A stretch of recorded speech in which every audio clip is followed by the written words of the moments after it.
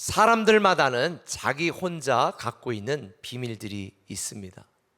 그런데 이 비밀이라는 단어는 영어로 두 가지가 있어요. 첫 번째는 secret인데요. 이 secret이라는 단어는 아무것도 모르는 상태의 비밀을 말합니다. 근데 또 하나의 비밀이라는 단어가 있습니다. mystery입니다. 보긴 보았어, 알긴 알아. 그런데 너무 신비로워가지고 믿지를 못하겠는 거예요. 근데 오늘 본문에 보면 사도 바울이 그렇게 말하잖아요. 보라, 내가 너에게 비밀을 말하노니 라고 말할 때에 이 비밀이라는 단어는 헬라어로 미스테리온인데, 이 미스테리온이라는 단어에서 영어 미스테리가 파생되었습니다. 그런데 저와 여러분, 우리 모든 그리스도인들은 다 미스테리한 비밀을 갖고 있습니다.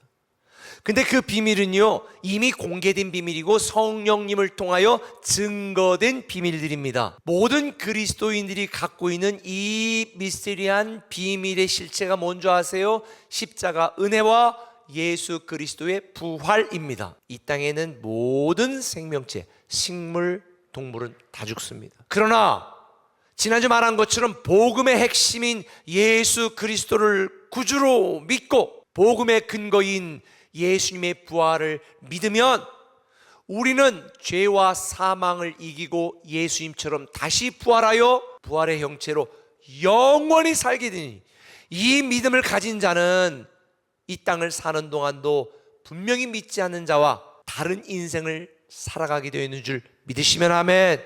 그렇다면 우리는 이 놀라운 복음의 비밀을 소유한 우리 그리스도인들은 과연 어떻게 살아야 될까? 그 첫 번째, 믿음에 정착하라. 매일 흔들리는 내 감정에 정착하고 우둔하고 어리석은 내 생각에 정착하는 것이 아니라 믿음에 정착하라는 거예요. 58절은 말합니다. 내 사랑하는 형제들아, 견실하며 흔들리지 말고. 여기서 견실하다라는 헬라어 단어는 고정되다, 견고하다, 움직이지 않다, 정착하다라는 뜻이에요. 우리도 살다 보면 환경 때문에, 상황 때문에 흔들릴 때가 많습니다. 많은 사람들이 현실을 생각하면 괴롭고 미래를 생각하면 두려워, 믿음이 흔들리는 분들이 꽤 많습니다. 그래서 예수님도 이런 우리의 마음을 아셨기 때문에 두려워 말라고 계속 강조하는 거예요. 성경에 보면 예수님께서 너희가 서로 사랑하라 이렇게 명령형으로 가르쳐 주신 말씀이 125가지 정도가 되는데 그 중에 많은 부분이 두려워하지 말라는 거예요. 우리가 어떤 상황과 환경에 처한다 할지라도 내가 견고한 믿음에 정착하고 있으면, 부활의 믿음에 정착하고 있으면, 이기게 하시는 믿음에 정착하고 있으면, 흔들리지 않는 믿음에 정착하고 있으면 아무런 문제가 안 되는구나. 저는 여러분들의 인생을 환경과 상황의 문제로 판단하고 평가하지 마시고 믿음의 문제로 접근하시고 우리를 보호하시고 이끄시고 돌보시고 인도하시는 믿음에 정착하시기를 예수님의 이름으로 축원합니다. 57절에 예수 그리스도로 말미암아 우리에게 승리를 주시는 하나님, 그러므로 너희는 믿음에 정착하라. 여러분들 중에 비추성의 인생을 살아가고 있는 분이 있습니까? 믿음에 정착하시기를 바랍니다. 반드시 살아서 하나님이 하시는 일을 선포하게 될 것입니다. 베이지 처치를 섬기는 신재훈 목사님이 쓴 글을 보았는데 내 마음에 많은 울림이 되어 소개합니다. 흔들리지 않음보다 더 강한 건 흔들려서 하나님께 붙들리는 것이다. 힘들지 않음보다 더 좋은 건 힘들어서 하나님이 생각나는 것이다. 넘어지지 않음보다 더 나은 건 넘어질 때 하나님께 엎드리는 것이다. 혹시 여러분들 중에 넘어진 분이 있으면 아예 엎드리세요. 어디 앞으로? 하나님 앞으로. 그리고 기도하시면 돼요. 아프지 않음보다 더 강한 건 그 아픔으로 기도하는 것이다. 수많은 인생의 문제는 수많은 해답으로 해결되는 게 아니에요. 수많은 문제에 대한 해답은 주님 한 분만으로 해결됩니다. 한번 따라합시다. 백문일답.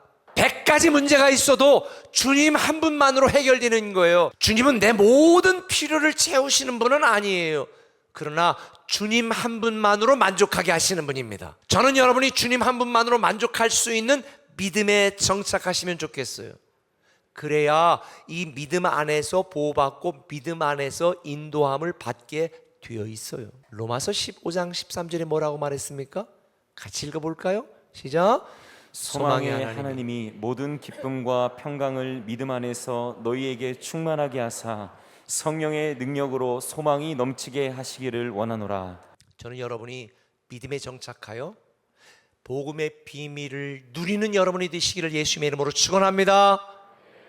한 걸음 더 나가서 주의 일에 충성하라는 거예요.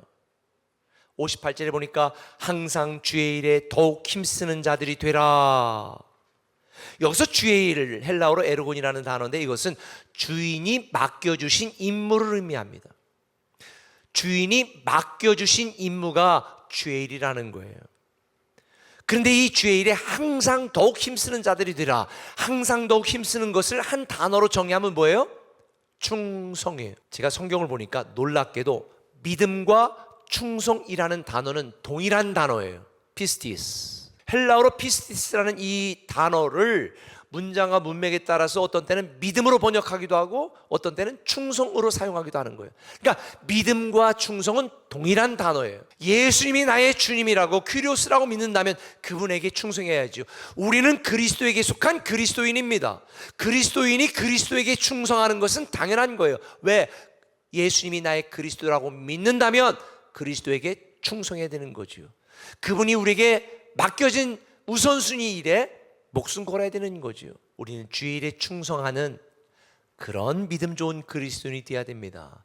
그래서 사도 바울은 고린도 교회에 대해 이렇게 말했어요. 고린도전서 4장 1절에 우리는 하나님의 비밀을 맡은 자로 여길지어다. 우리 그렇게 무시하면 안 돼. 우리는 하나님의 비밀을 맡은 자다. 그리고 맡은 자들에게 구할 것은 충성이다. 근데 요즘 끝까지 충성은 고사하고 이리저리 요동치는 사람들을 참 많이 봅니다. 이런 사람들은 바람에 나는 겨와 같은 거예요. 저는 우리 꿈의 교회 성도들은 흔들리지 않고 요동치지 않는 주의 일에 충성하는 여러분이 되었으면 좋겠습니다. 보이는 것 없고 들은 것 없고 내가 가질 것이 없다 할지라도 주의 일에 충성하는 것이 진짜 믿음입니다. 하나님은 하나님께 이렇게 충성한 사람들을 절대 버리거나 외면하거나 잊지 않으신다. 마태복음 25장에 뭐라고 말했어요? 착하고 충성된 종아, 내가 작은 일에 충성하였으니 내게 큰 것을 맡기리라. 요한계시록은 뭐라고 말합니까? 죽도록 충성하라. 내가 너에게 생명의 면류관을 주리라. 제가 성경을 읽어보니까 연구해보니까 하나님이 하나님께 충성한 사람들에게 주신 최고의 보상이 이거더라고요. 진정한 보상은 하나님이 그 사람과 끝까지 함께 하신 거예요. 사실 우리는 연약한 사람이기 때문에 고난이 오면 두렵습니다. 알아주지 않으면 슬픕니다. 조금만 괴롭고 답답한 상황이 오면 두렵고 낙심됩니다. 그러나 저와 여러분 우리 모두는 세상 사람들이 알고도 믿지 못하는 미스테리한 이 놀라운 복음의 비밀을 소유했습니다. 죄와 사망을 이기고 부활에 영생하는 이 생명의 비밀을 소유한 자입니다. 이겨놓은 싸움을 싸우고 있습니다. 영원한 승리가 보장된 자들입니다. 이 비밀을 소유한 그리스도인답게 우리는 살아가야 됩니다. 이 부활의 믿음에 정착하십시오. 견고한 믿음에 정착하십시오. 흔들리지 않는 믿음에 정착하십시오. 그리고 우리의 일상에 하나님이 우리에게 맡겨주신 임무, 우리의 인생, 우리의 삶, 주의 일에 충성하는 저와 여러분이 된다면 절대 후회하지 않는 인생, 그리고 잘했다, 착하고 충성된 종이라는 칭찬을 듣게 될 줄 믿습니다.